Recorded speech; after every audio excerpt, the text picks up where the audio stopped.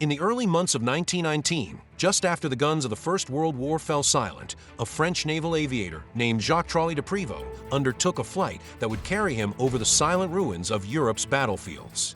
Trained before the war as a naval officer in gunnery, he would go on to become a pioneer of French naval aviation, one of the men who trusted airships, rigid and non-rigid dirigibles, to perform missions that airplanes could not. During the war, airships had been pressed into service for reconnaissance, spotting for the artillery, detecting sea mines, guarding coasts against submarines. De Prévaux, retrained in 1917 to fly airships at Saint-Cyr, took command of the airship base at Marquise-Rinxant in Pas-de-Calais. Under his command, operations were run from late 1917 through to late 1919. Then, in early 1919, only months after the armistice of November 1918, De Prévaux and a filmmaker, Lucien Le Saint, mounted a motion picture camera on his dirigible and flew above the Western Front. From Nieuport on the Belgian coast to Verdun in France, they flew over landscapes still dominated by war's imprint, trenches, shell craters, and towns reduced to rubble. As he ascended into the sky, De Prévaux was not seeking glory.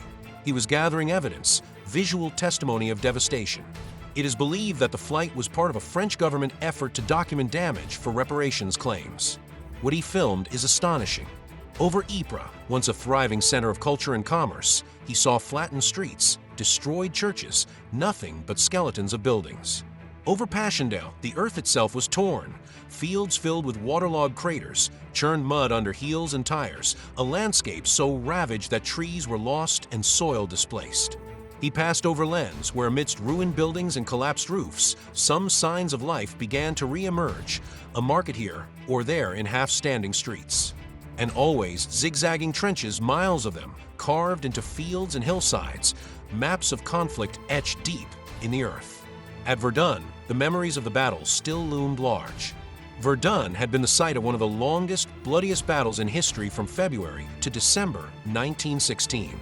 Nearly 1 million soldiers were killed or wounded. The city, once proud and bustling, appeared from above like a moonscape. Crater lakes, shattered forests, the ground raised and lowered in endless upheaval. De Prévaux's camera caught the silence that remained, no guns, but no return to peace either. Verdun's devastation had become a symbol in France of wartime sacrifice and national endurance. De Prévaux's own life bore testament to service beyond this flight. By 1917, when he took over the airship base at Marquise-Rinxant, the French naval airship force had grown significantly. By late 1917, there were around 20 airships in service, with hundreds of naval aviators. De Prévaux earned the Légion d'honneur, the Croix de guerre, and mention in dispatches for his many flight hours and his leadership.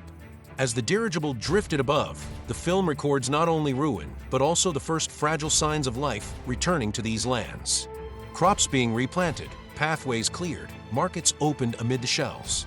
People in towns trying to begin again. The contrast is stark. What was lost, what remained, what was being rebuilt. The original film, about 78 minutes long, was shown in France during the 1920s. Afterwards, it was stored in the Musée Albert Kahn in Boulogne-Billancourt. For many years, the film was thought lost. In the late 1990s, it was rediscovered, restored, and digitized.